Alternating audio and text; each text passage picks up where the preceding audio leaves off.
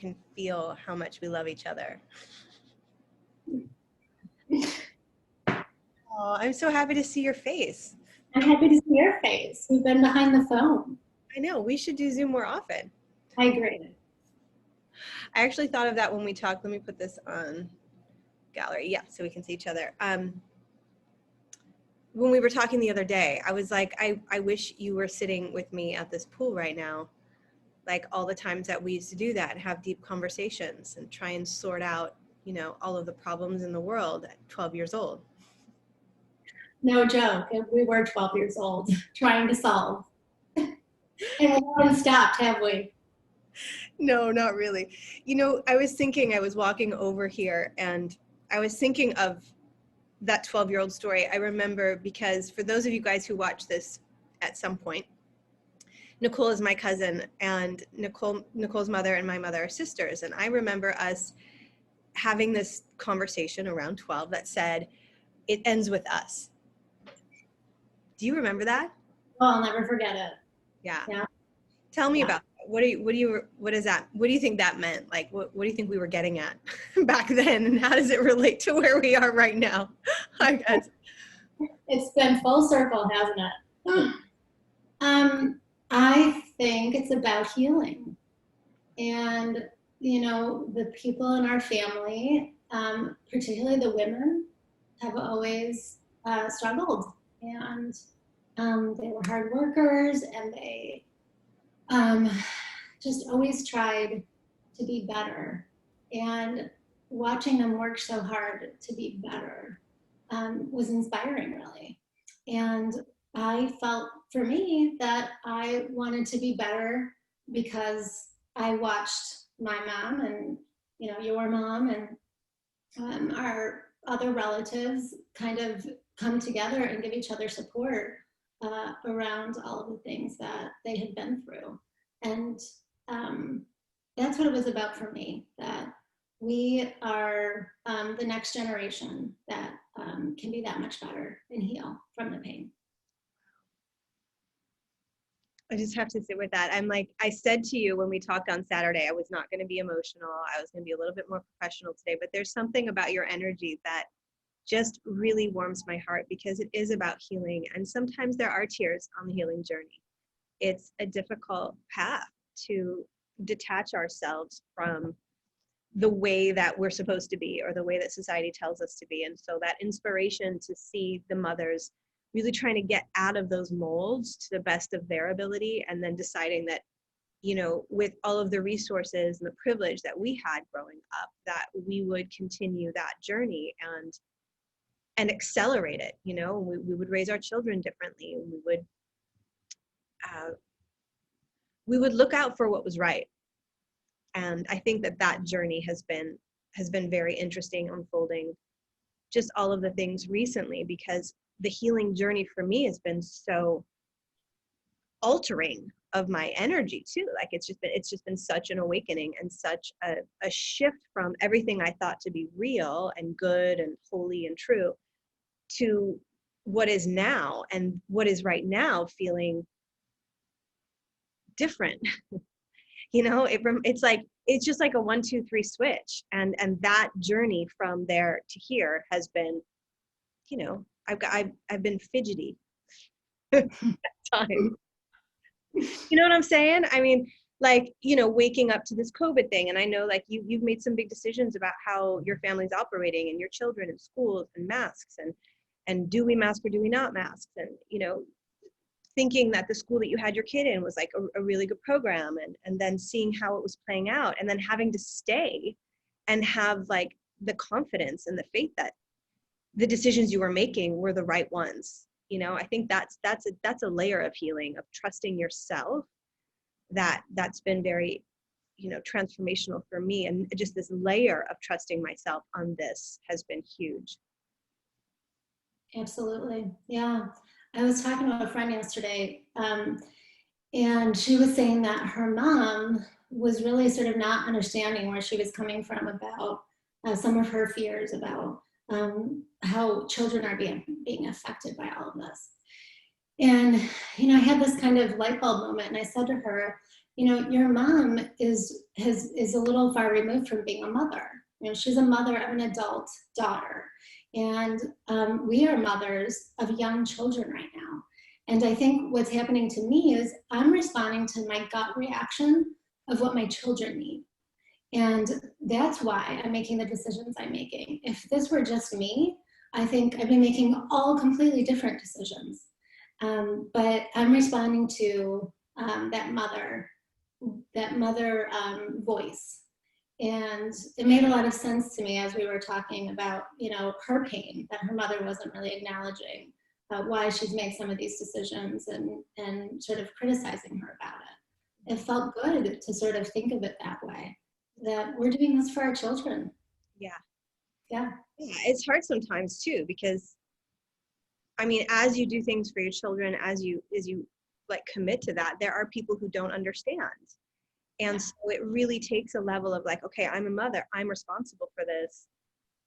And like owning that, you know, and really getting strong in your own self, so that like when and if those conversations with mothers or whoever that we love and respect in our life doesn't agree, you know, we are still compassionate, but we're not as like like, oh no, have I made, you know, did I make the wrong decision, or should I have done it differently? It really does, I think, require a level of trust in oneself right now. Agreed. Yeah. Yeah. And I think mothers go through that regarding really any issue, you know, especially in today's culture, with social media and the pressure and the judgment from people. And so I really think people have gotten a little far away from their own connectedness, because they're comparing themselves or feeling judged by others and making decisions based on that. And I think that becomes very difficult for then a parent to stand up and say, hey, this isn't right. Mm-hmm. Yeah. Something recently, it was last night, it was like, any decision made out of fear is the wrong decision. Mm. I thought that was really powerful, because it's like, there's so much fear. And I think like with the example that you were talking about with the mother who is far detached from, you know, small children, it's like, it seems that we get desensitized as we get older to the emotions of children and like what they feel and what they absorb. And we just expect them to take on this insanity in the world. And it's so destructive to their spirits, like to who they really are as children of God, you know, like, and I think my role as a parent is to make sure I continue to nurture their freedom, you know, like their self-expression, you know, instead of making them wrong for their feelings, you know, support them in processing their feelings, like knowing that they're safe to come to me, you know, that I'm not gonna get mad at them. Like my daughter said to me once, like she says every now and then, she's like still trying to feel out my energy, like, Mommy, I was gonna be mad. I don't want you to be mad. I wanna tell you something, but I don't want you to be mad. And that was a major wake up call for me. I was like, whoa, I am at like a precipice right now. Like this is a make or break it moment in terms of parenting. Like I never want her to feel that way again, Mm-hmm. ever. And so that had nothing to do with her and everything to do with me. Everything to do with my energy, everything to do with how I was speaking to her, how I was organizing everything, my life, my food, just my energy. Like, was I approachable? Am I a yummy mommy right now? Or am I, you know, being a meanie? And because they feel it. They feel it. They feel it. And I just feel so grateful and so proud of her that we're building this trust. Like, you know, we're snugging in and she's telling me like, you know, some of her feelings and some of her secrets. And, you know, Ruby, she's very deep. She's a very deep child. Yeah, but doing it for them is like being here and choosing this lifestyle, and you know, and Adam being such a great teacher for me too, because for example with schools, I mean, we had them for like a New York minute in a more traditional school when we first came here. And I don't know if I shared this with you, but yeah, like the teacher, Adam was 2.5. It was more for fun, you know, but the kids were wearing uniforms, and it was kind of like Danny and I were trying to figure out, like, do we like this? Like, is this how we're gonna, you know, educate our children? And so we tried it for a few weeks, but every time we picked Adam up, he was in tears, and the teacher was telling us he won't sit still and he's not listening and this and that. And Danny looked at me and he was like, this is the last day of Adam's school. Like he was so clear that we just weren't going to do that. You're back. Okay, good. Yeah. You know, internet. Yeah. Gotta love it. Well, I have this whole production, like I have the phone has its own data plugged into the thing. So I have to shut off the Wi-Fi because it's a whole thing. But Oh, wow. It's complicated. it worked really good yesterday. So hopefully it will continue. But just to finish the statement, just that, I feel grateful that we were on the same page too, me and Danny. And I think that that's important, too, as all of us look to maneuver through these times, like how we're relating to our partner, like, are we trusting their instincts too? And are we aligned? Are we of the same mind? And that's like major stuff now. I can't tell you how many couples I've heard about that are not in line with the way that they view what to do with their children right now. And wait, say that one more time. There's so many couples I know who are not in line with the way they feel about what to do with their children. Yeah. And I feel so grateful every day that Doug and I are on the same page. I mean, we're just in sync every time, the new thing comes up. Yeah, we're in agreement. We're together on it. And that feels really good because, with all the isolation, to have your partner feel like they've got your back and they're there for you, that's so important right now. Yeah. What do you think are some of the ways that you guys like make sure that that's established? Like, is there any special practices? Like, do you just clear communication? It is. It's just a lot of communication. Yeah. And, obviously everybody struggled during this time. And at one point I was on the phone with my therapist over that quarantine time, sometime maybe in April or May.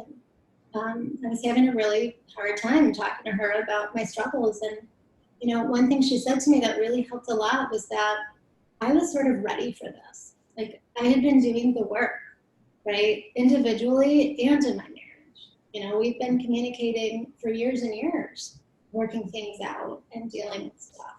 And so it really just was a natural kind of organic thing that happened when all this went down.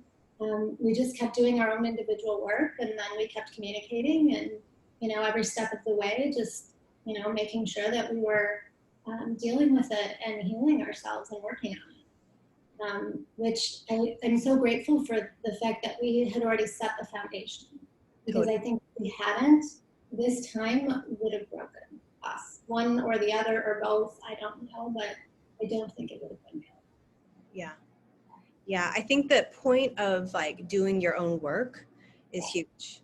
I think that like a lot of us project all of our stuff onto our children, onto our partners, onto our families. When we are in projection to anything on anyone, it's our stuff.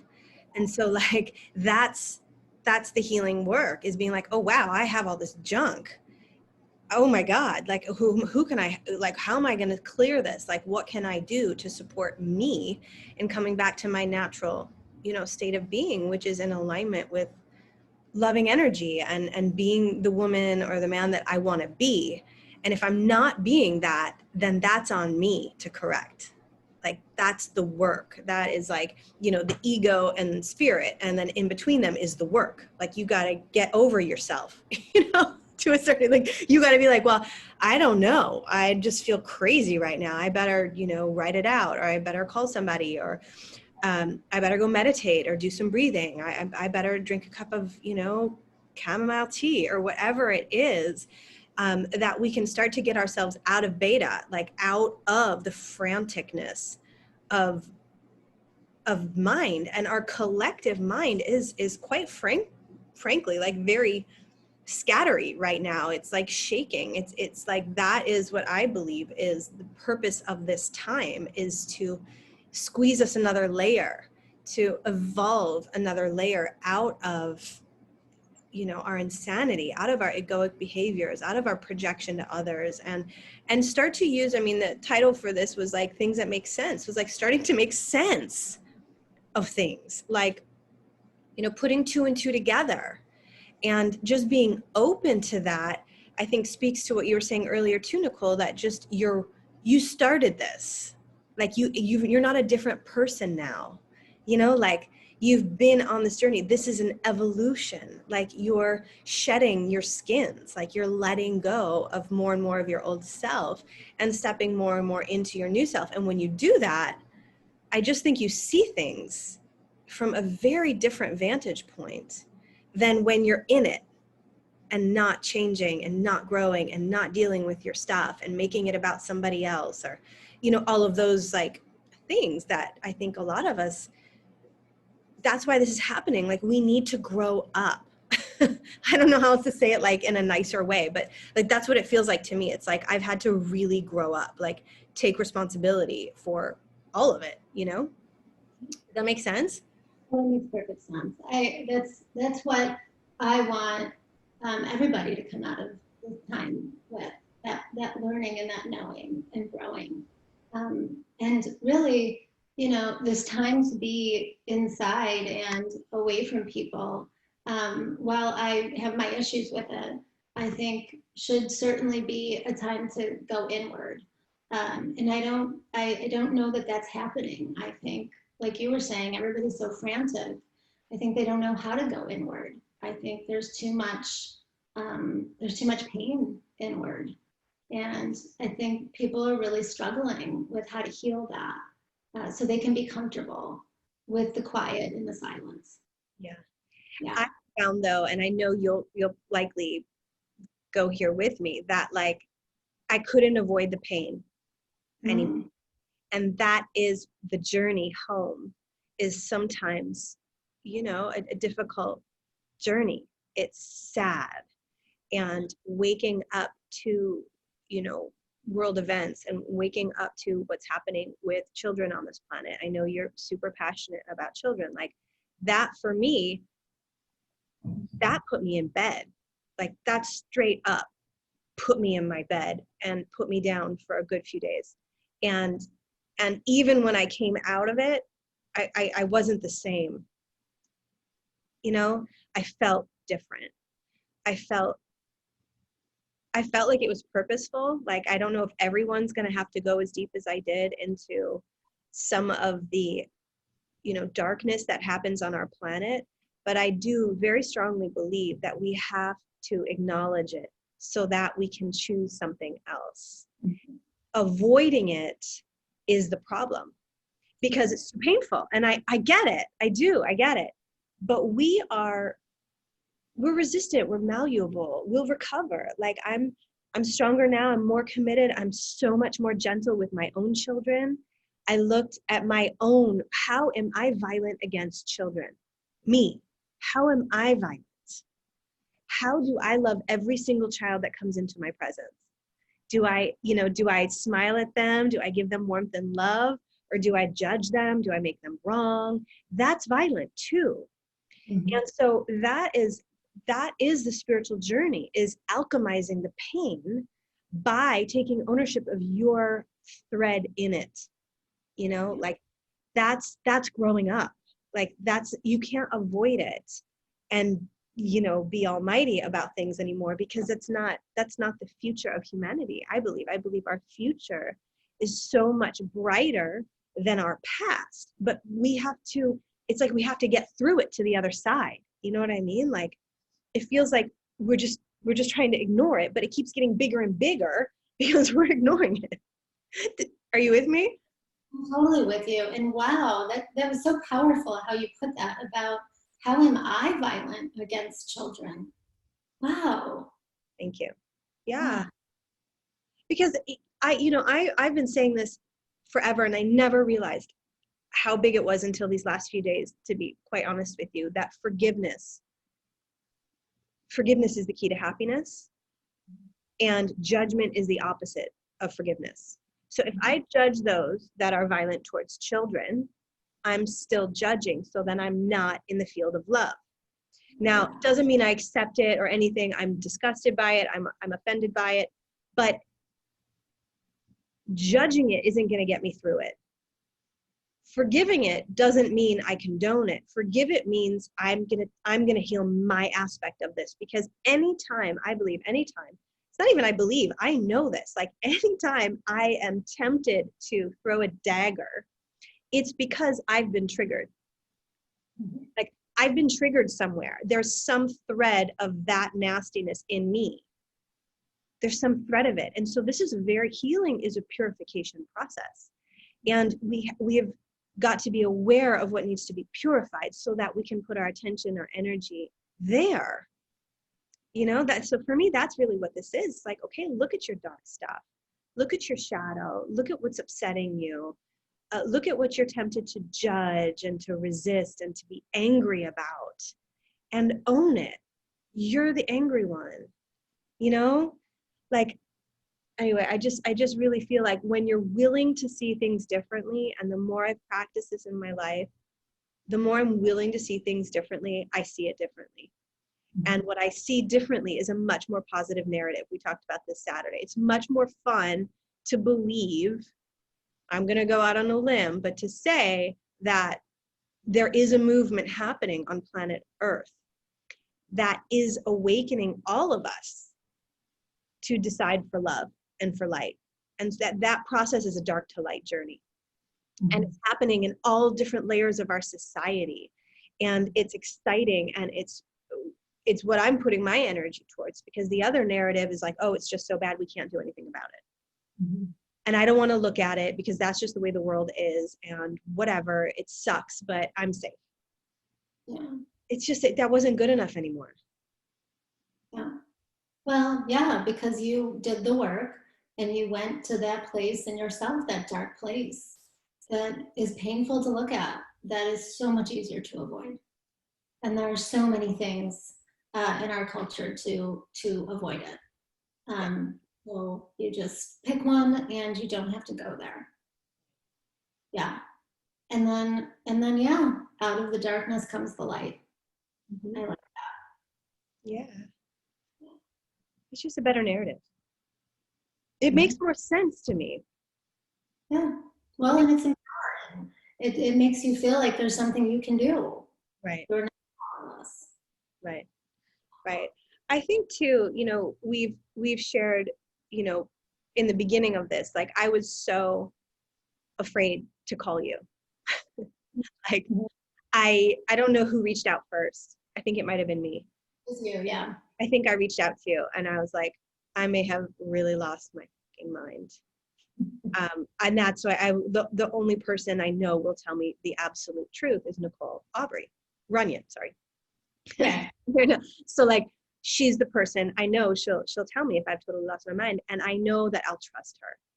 Like, I'm so warm, like, just to say that, but like, we've had so much in our life. Like, we don't talk every day. I mean, there's been huge long stretches where we're not even in each other's life. Like, we've had disagreements, we've had weird stuff, but I've always known that, like, you had my back, and if I needed anything, you would be there in a New York minute. Like, and that just really warms my heart. So when I was waking up to the possibility of,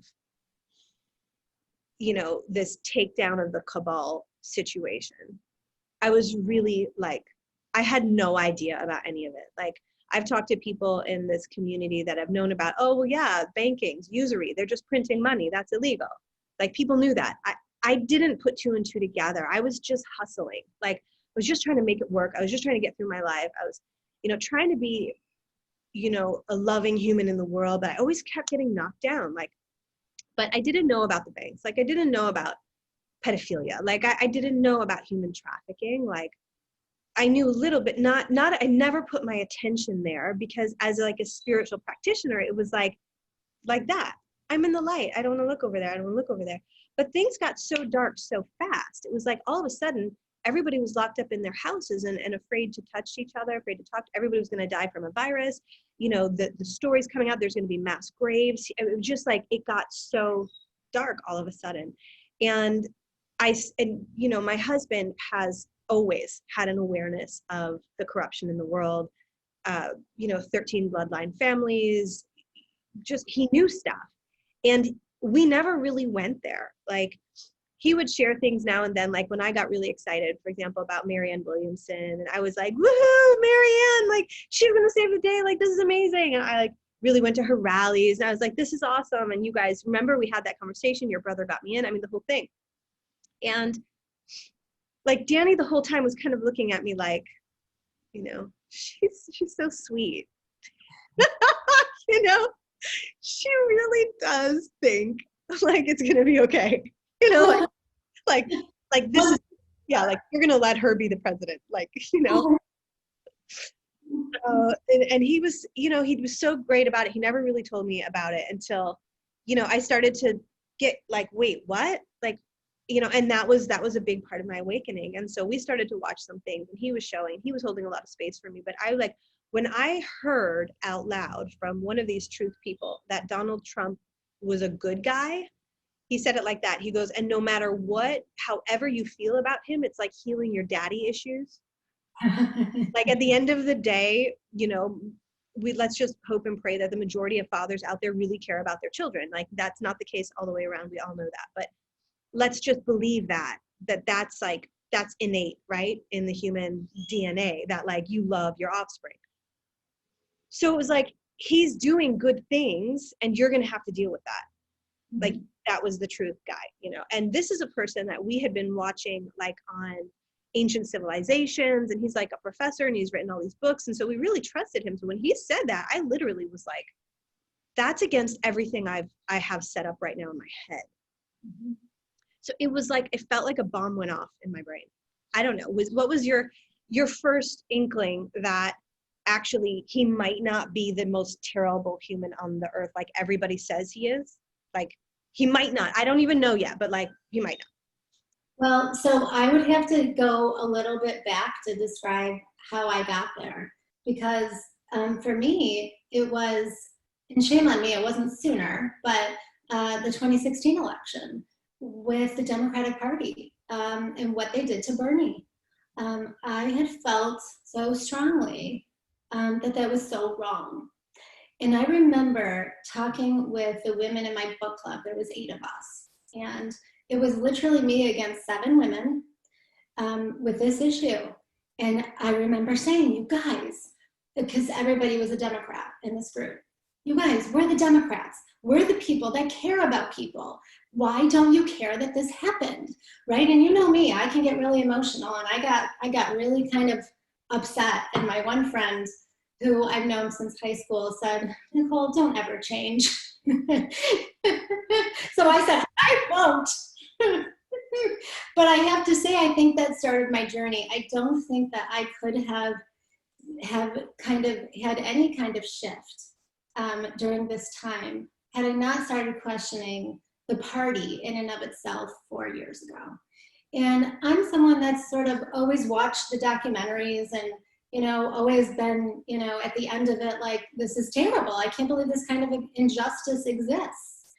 And so when I started to kind of, you know, get more information that, yeah, Trump wasn't the good guy, but not only was Trump was the good guy, but not only was he potentially the good guy, but I do know this about the Democratic Party, and maybe they're not the good guys either, right? So I was kind of in a place where I just didn't really want to be involved with any party. I didn't really want to support anyone. I turned off media, I turned off social media, and I kind of just started to critically think about things. And I went inward and I started to think about, what do I believe to be good and right? And for me, it's always been about children. I, you know, knew that I wanted to be a child therapist since I was 10 years old. And so that's really all I needed to do, was turn everybody else off and say to myself, this is about children and keeping children away from each other, not allowing them to hug each other, putting masks on them, not allowing them to go to school. I just knew that was wrong. It just is wrong. And then as the statistics started to come out about who was really getting affected by COVID, it wasn't children, not at all, not even a little bit. So it just sort of started to kind of unfold from there, that this is damaging children more than COVID would. And I'm seeing it in my clients. I'm seeing it, people, you know, coming to me about their kids during this time. And so it only made sense then to start to dig a little bit deeper into all the political stuff. And then I started to kind of gather information and open up a little bit. But it was certainly a journey. And I absolutely needed to turn the media off, because it's so manipulative, and it's mind control, really. And we really need to be thinking for ourselves, I think, right now, especially right now, and we're not. That's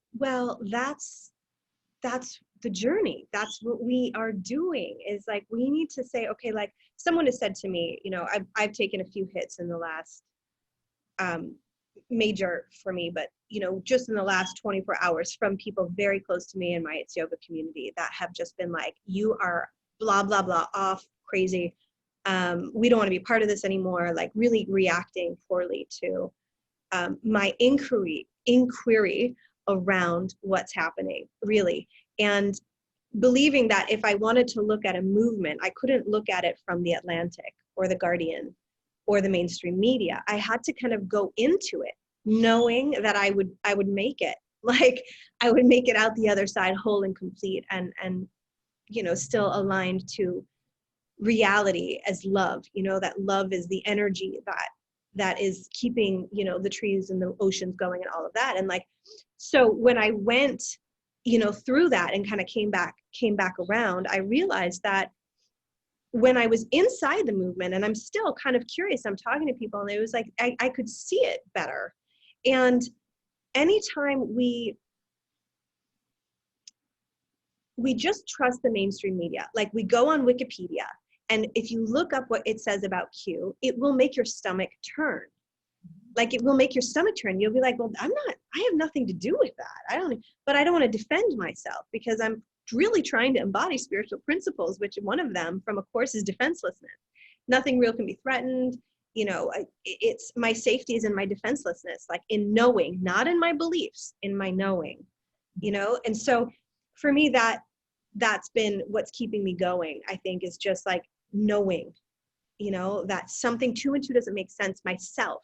Not because I read something or somebody that I trust on mainstream media said something. Like once you wake up to the reality that mainstream media is bought by 6 companies, and they have a narrative, and their agenda is not light and love and permeating, you know, wealth for everyone on this planet and diminishing poverty and like doing that kind of stuff, like I don't want to be enrolled in that anymore. And so that's what you're saying too, is like we need to detach from those things instead of just pulling it up and, you know, screenshotting somebody and be like, see, well, you're a bad person now because, you know, Wikipedia says this and now you're that. And so we try and compartmentalize each other. And that's not the healing that, you know, we're talking about here. We're talking about what ends with us is things that don't make sense. Like it just doesn't make sense. Like if you look at why would Trump, like let's go back to the 2016 election, like why did he say that to Hillary Clinton when she said it would be a dangerous world if you were a temperament like you was in the White House? And then why did he say, yeah, because people like you would be in jail? Like, why did he say that? What? Is he just here for like reviews and media? Like the media says he's just here to like, you know, be a buffoon and a clown. Like, but is there any shred of evidence there that's true? And then what you find out is, oh, for Christ's sake, you know, what you're saying about how the party itself, and then you start going, and then you look at the Clinton Foundation, and you look at the Bill and Melinda Gates Foundation, and then you start to look at all these people that we've celebrated, including celebrities and, you know, artists and so forth, and musicians, and then you go, what are they promoting? Like, why do we celebrate? Why do we give awards to actors who like play some of the most just gross stuff? And why are we watching this? Like, why do I sit here for 2 hours and watch this? Why am I watching this? We're giving them a lot of power. Yeah. And this is the mind control thing I think we're waking up from. And that's why I feel like people like you and people like me, and no matter what areas of society we're coming from, we're trying to stay in touch with goodness, you know, and that's part of that. It is difficult in these days because you can't trust organized society right now. You Well, can't. no, Go ahead.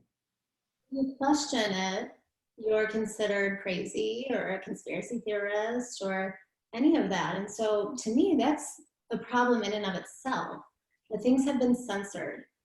People have been discredited for simply questioning, putting ideas out there that could potentially be, right or wrong. It doesn't matter. We live in a country where we're supposed to be allowed to say whatever we want, even if it offends our neighbor. And to me, I don't know why anyone thinks it's okay to censor anybody or anything. That's not what this country was built on. So for me, the questioning began when I started getting videos, YouTube videos or movies or whatever, some kind of information from the people I know. And suddenly I would find myself not able to watch it. And so people started to figure out really quickly, oh, I better send this along before YouTube or Facebook or Twitter completely, wipes it away. Why doesn't anyone question that? We don't think there's something wrong with that. Why don't they want us to know? Right. And then the powers that be sort of double down and they say, well, yes, we're censoring because this is dangerous information. Oh, really? Are we a communist country now all of a sudden? What happened? We were always allowed to say anything, even if it was dangerous or wrong or terrible. It's the freedom of speech. I don't understand what happened. And that's when I started to really wake up, was I wanted the information because, like I said, I turned everything off, I went inward, and then I was sort of ready for the information. And then I couldn't get it suddenly. Yeah. And that was really eye-opening for me. Yeah, exactly. Yeah, it's really something because, we've been spoon-fed information since we got here. It's like we've been attacked since we got here. Like that's why the spiritual component of this movement, the spiritual component of looking at world events right now, I think is so, I trust is so essential, because we've got to start asking, like, are we free to speak? It's like really basic. Like, even if you don't agree with this, like, why can I come up with new, can I make a new movie, or can I talk about something differently and not be, ridiculed for that? But that's like what humans, that's I think what this dark energy is doing. I mean, there really is a dark force. There is a dark energy that is dying, and it doesn't want to. So it's getting more and more obnoxious through this process, because it's like, I only want you to have my information, but it's like, well, wait a second though, but I don't really like your information anymore. It's fake.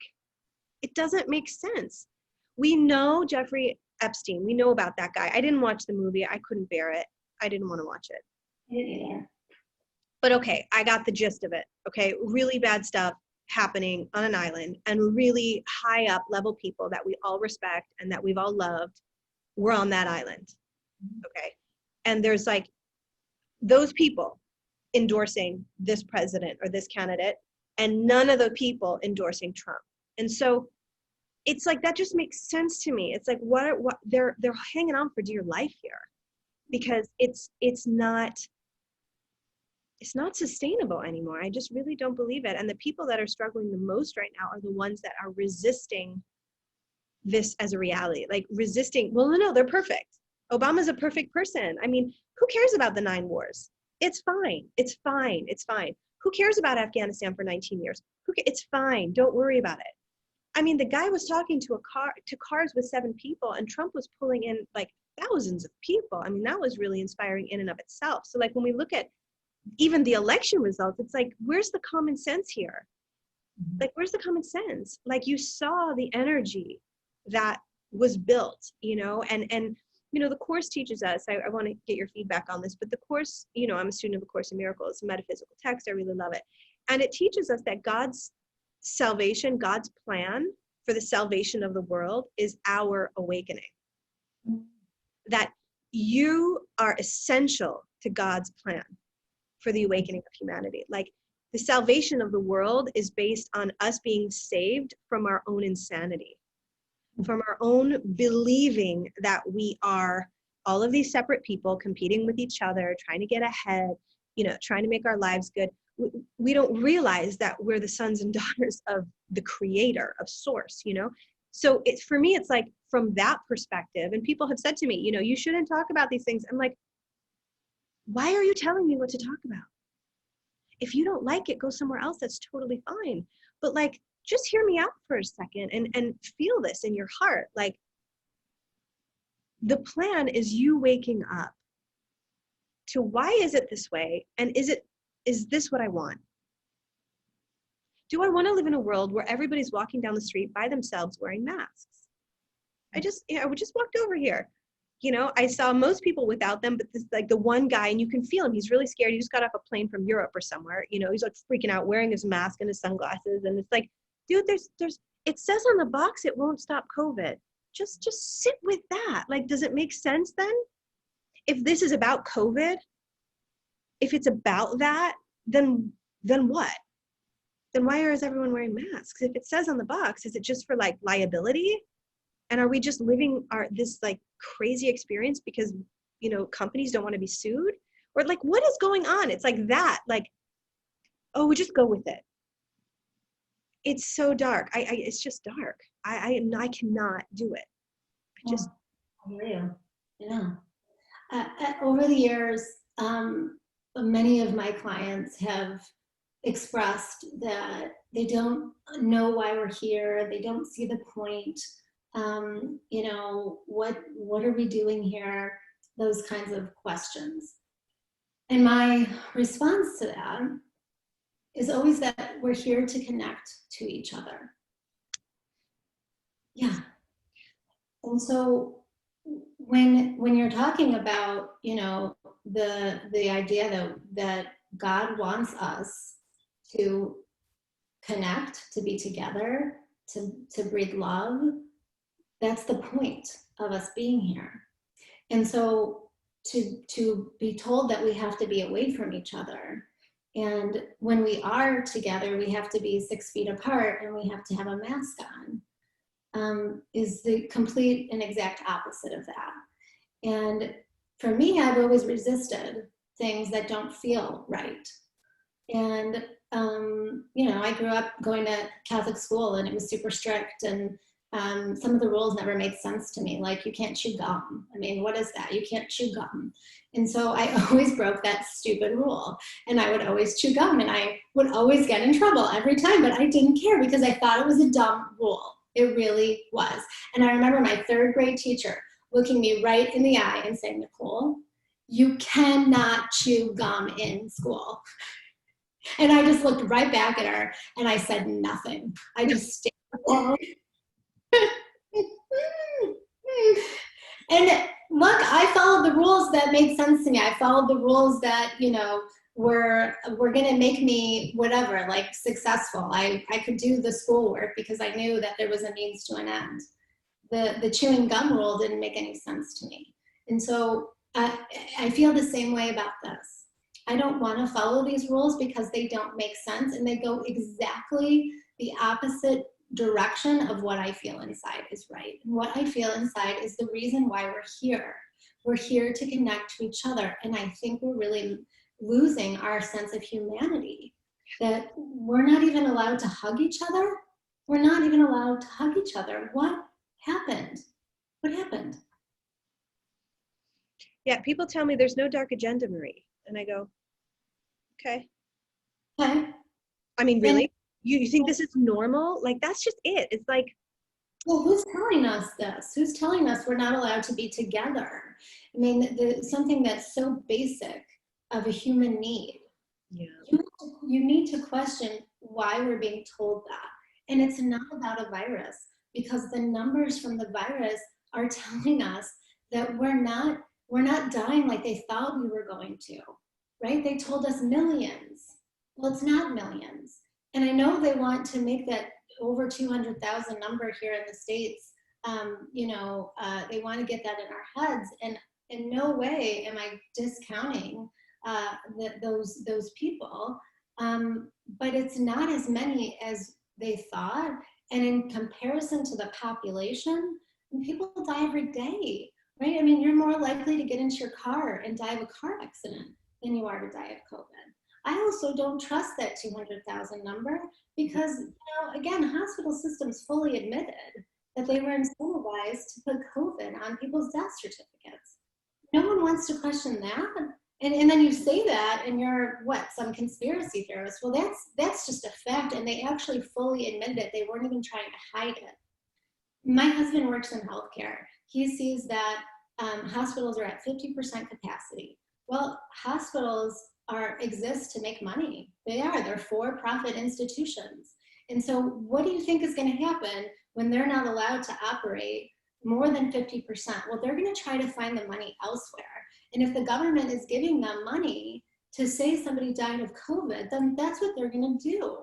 And so I don't think that many people died of COVID. But again, you can't say that, right?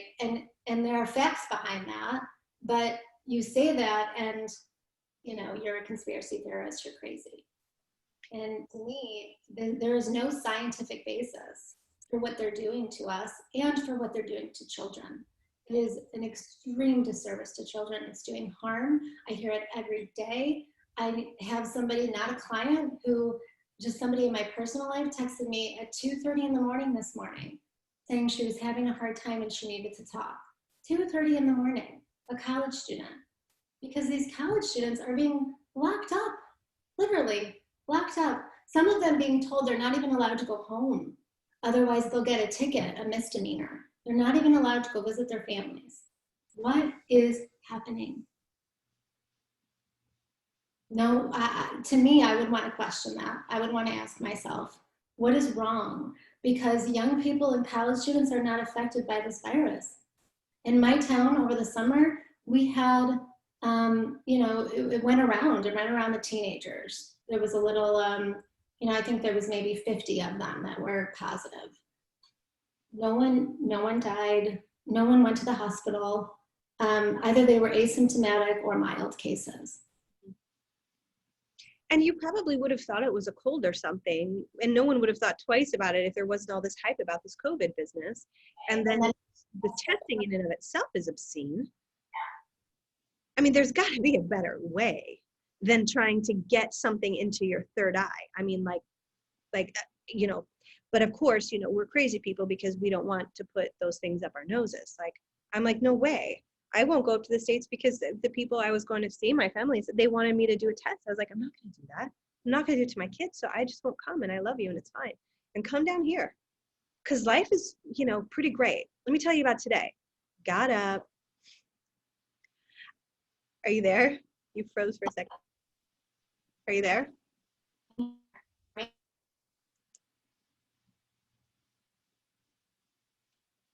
going to keep going. Are we good? I can hear you. Okay. Well, I was just going to say, I got up this morning. I was feeling a little bit uneasy. I sat down. I did some meditation. You're back. Okay, good. I just wanted to say, I'm just loving this so much, and it just feels so wonderful to be with you. Just need to say that. Because like I said, I was scared to call you. But then when I did, and you were on the same page, it was such a wave of relief. And it gave me so much confidence, really, to stay the course and to move through the heavy times and to move through all of the things that I was experiencing, waking up to just the horrific reality of human history, and then waking up to the potential of what could be. So I'm in the midst of this, moved houses. I woke up this morning, I did a meditation.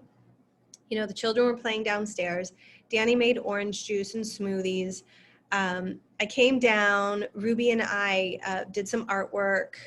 We packed her lunches. We started, it was just so sweet, it was just sweet. Danny took Adam out for a little run on the scooter, burned some energy. He's 4, he's got to run. And then they came back and the kids brushed their teeth and they got ready. And then Danny took them down. And then he came back and I did some yoga, I finished my yoga practice. I jumped in the pool. I laid in the sun. Literally, you got to get some sun on your face. I think that's just so important. You've got to get light on the body now, even in cold climates. Take off your shoes, walk around on planet Earth right now. Like, do whatever you can to get in touch with nature, because nature is real, you know, nature's real.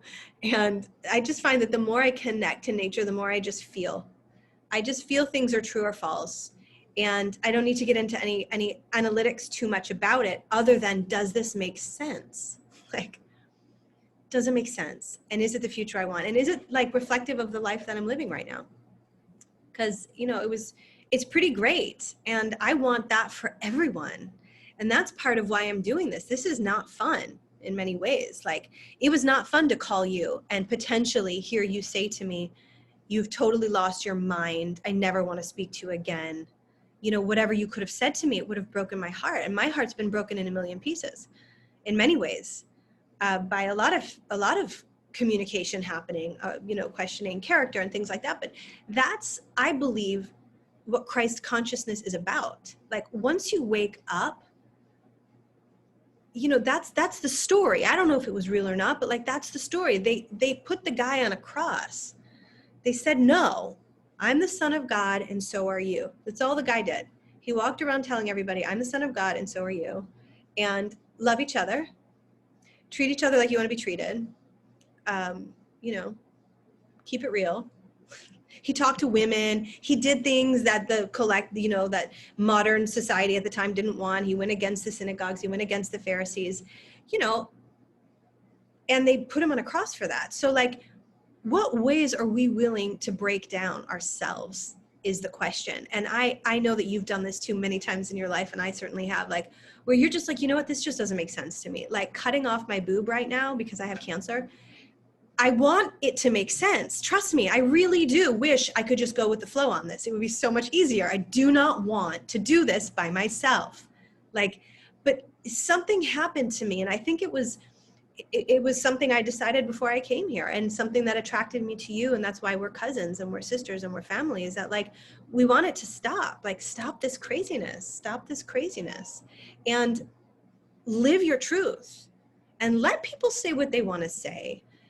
But that's on them. I think we're here as assignments. We're here to you know, show each other things. So if whatever you say something to a client and they don't like it, like, that's the wound. That's what we're here to do. Expose the wound so that we can heal it.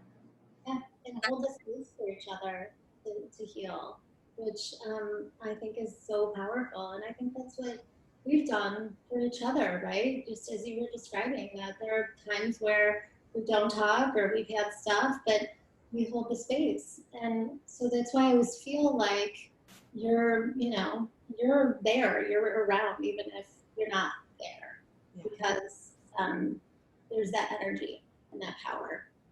And you know, I want to share this with you, because I don't know that I ever told you this, but you introduced me to yoga, you know this.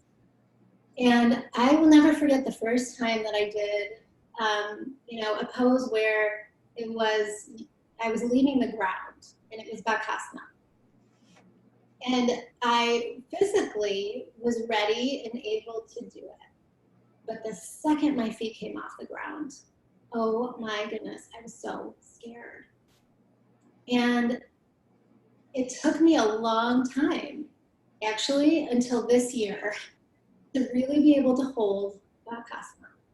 Because I think for me, what's happened in making the decisions I've made, like you were saying, believe me, I wish I could be like everybody else. I wish I could just send my kids down the street to the public school and put them on a computer all day and make it easier on myself. I wish I could do that, but I can't.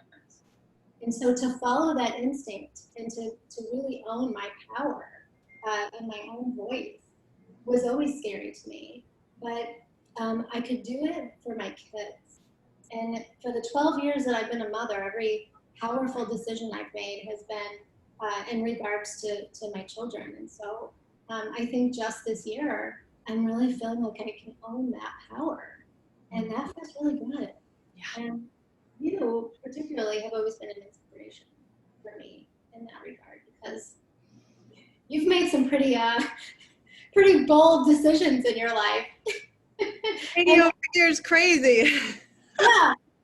But you always were true to yourself, and you always owned that this was you, and this was your power, and that's pretty brave and courageous.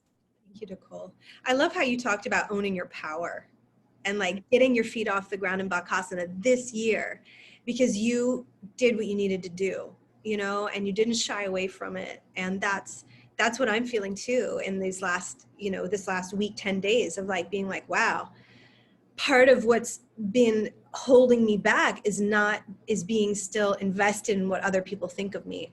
And I don't know if that's some kind of karmic lesson that I decided I was going to learn a gazillion times in this lifetime. I'm like really hoping this might be the last time. I don't know. We'll see how it goes. But you know, that we just get more powerful the more we trust ourselves. And you can do crazier and crazier things because you're more in touch with your divine nature, and your intuition is your divine nature. And we've been so detached from our intuition and been so told it was incorrect and don't listen to it. And, you know, just the world itself, the Course teaches us, is 180 degrees away from reality. In and of itself, it's an illusion. It's a miscreation. You know, it's created out of fear and separation. And so in and of itself, it's nothing, and it can't affect you if you stay that narrow path, if you stay connected to your truth and your divinity. And that's been a real practice. And particularly this year, studying more about quantum healing and energy and how to remove cords from my field. I think that we are so enmeshed in so many ways in the mind programming that we've all been through, and everybody just has to accept this. Like, I know it's a hard one, but we've been cult programmed to a certain extent. Like, we all have our own little cults.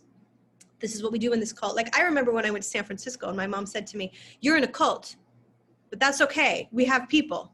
You know, it's like, we got people that are going to help you. And I thought to myself, I think I left the cult. I think that's what happened. In a certain aspect, doesn't mean the love left the cult. It means I left the rules. They didn't make sense to me.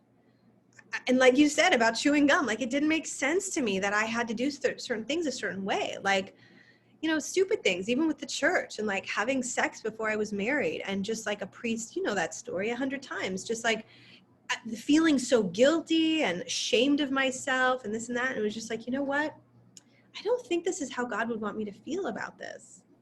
And if I made an error, like if it was really something that I did that was like wrong, if God is the God of love, then it would make sense that God would just correct me and show me a better way rather than punish me and make me suffer.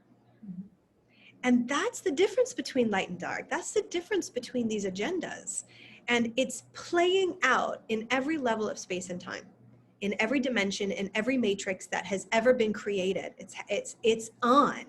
It's incredible. And so the higher I get, the more I study quantum techniques, the more I learn how to clear my energy, clear out my aura, like get, you know, the heebie-jeebies out, you know, do the work. I am divine love, like declare what I want and what I am in my life. You know, the easier it gets. And I think the better it is now, and it's going to be, personally and professionally, because someone said to me in my business last week, "Marie, I don't think you have your dreamboat clients yet.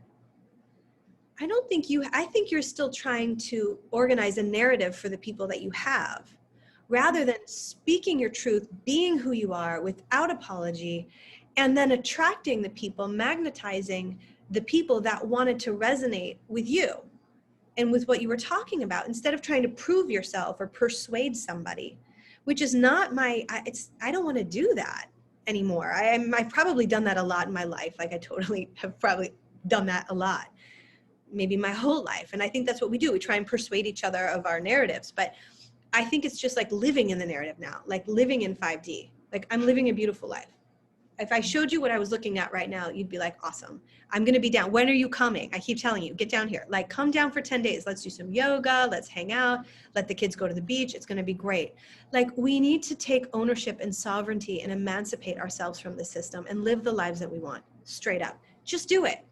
The only people that are going to be mad about it are the people that are trying to control you. And who wants to be controlled anymore? by anybody. I didn't like to be controlled by my parents. I don't like to be controlled by my university or by my degree or by my education. I don't like to be controlled by my community or anything. Why would you want to be in a community that's controlling you?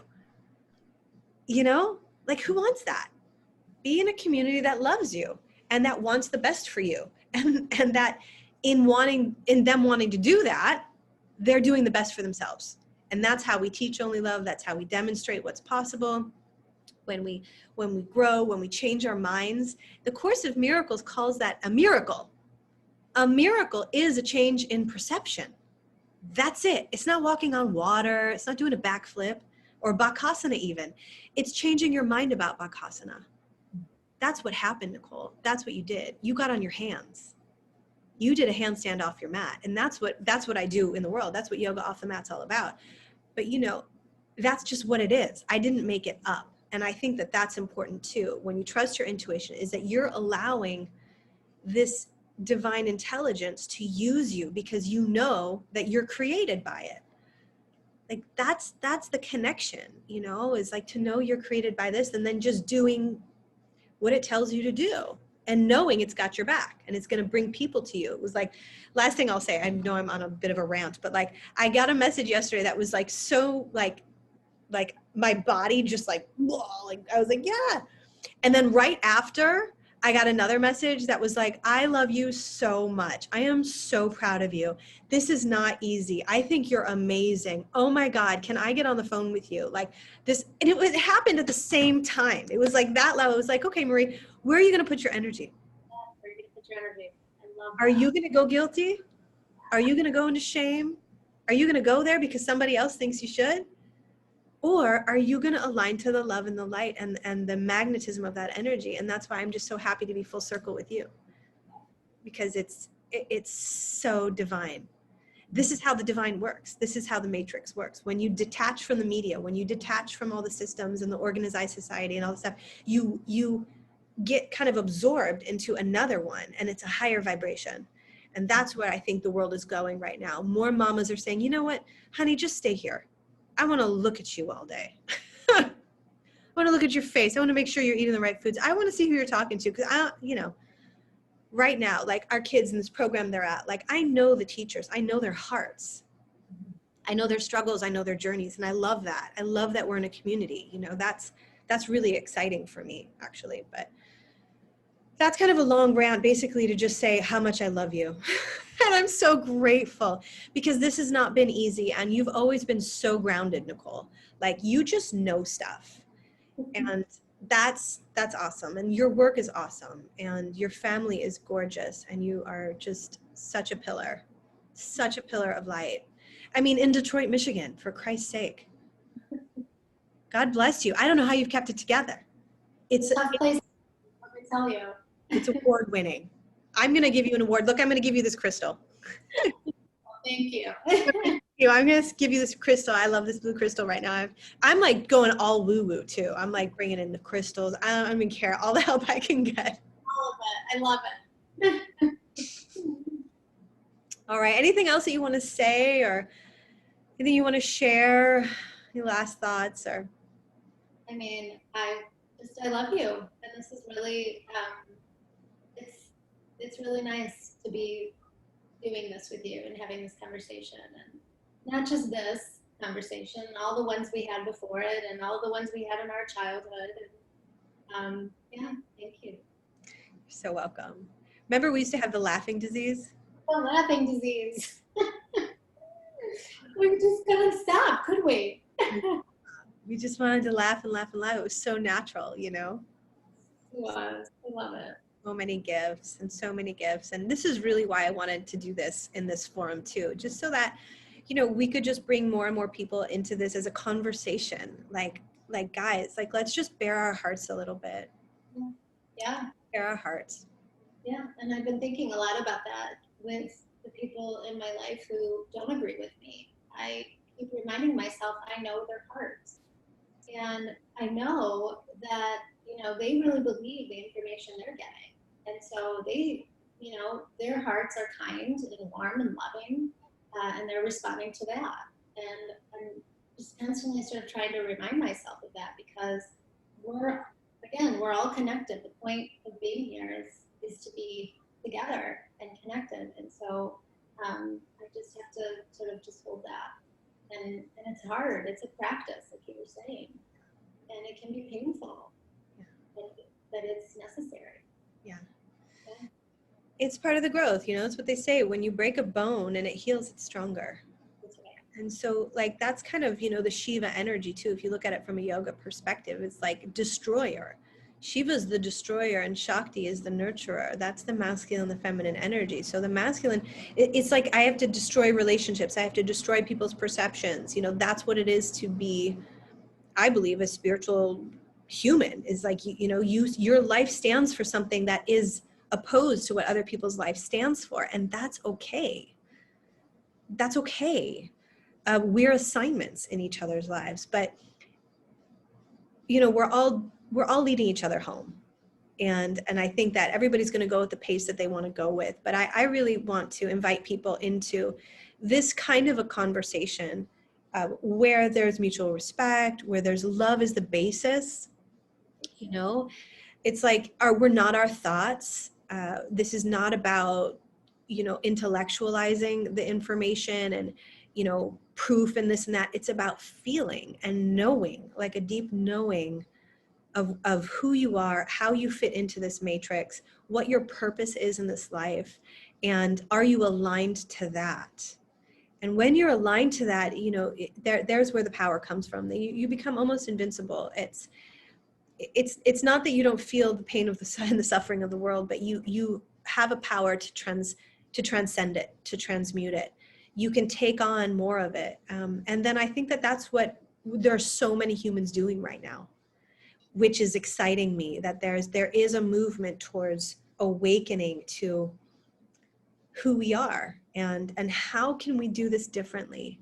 You know, it does, just because it's like, you know, it just, well, this is just the way it is. This is what we do. Like, well, is it working for you? If it is, great. If it's not, and you want something different, then go do that. But the complaining and the bitching and the this and the that is just perpetuating that negative insanity. And so it really is a decision that we all must make. We all must make. What kind of world do we want to live in? What kind of day, not even future, what kind of day do you want your child to have today? And then just make today the best day ever, you know?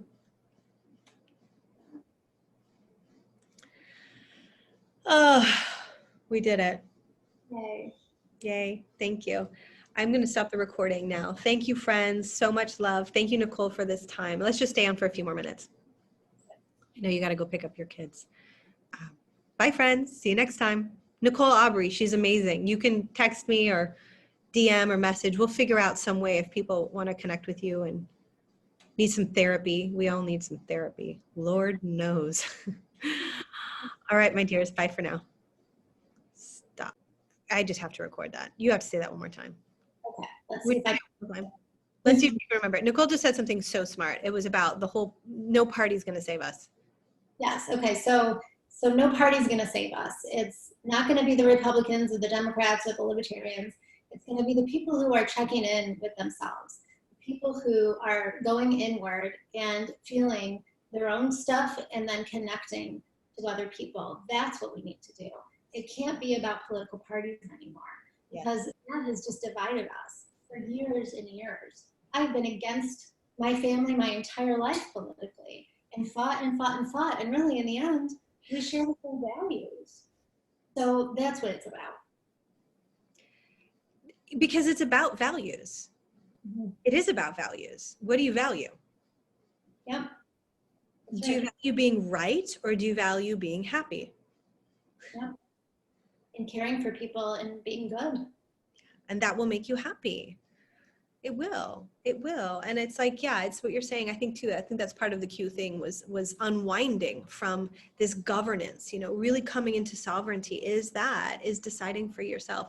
And then, like you said, connecting to those people, connecting to the ones that you resonate with. And if you don't resonate, you don't need to stay here. You don't need to be mad. But if you're willing to open your mind a little bit and start to trust and go there, you know, welcome.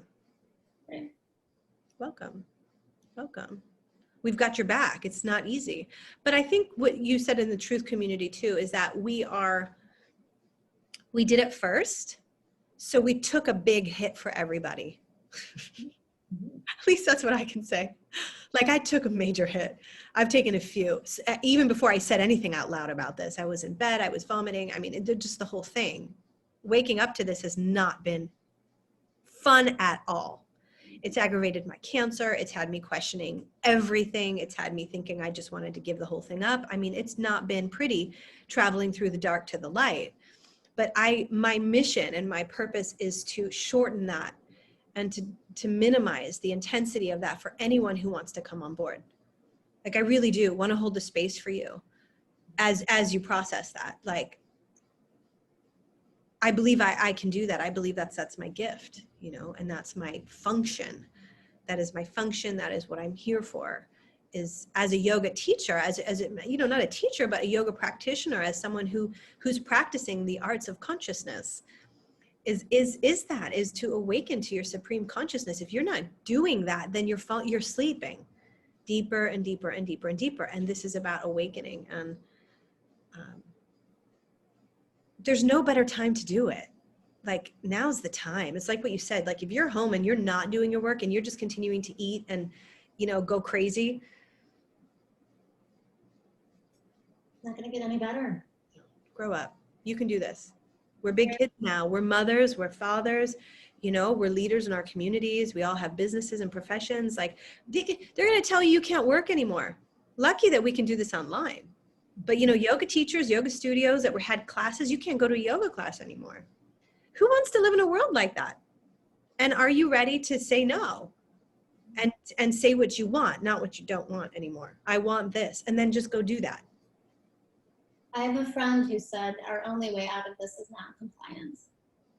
And, you know, I heard that several months ago. And yeah, I mean, it's definitely been a journey for me and a process. And I'm not there yet, but I'm on my way.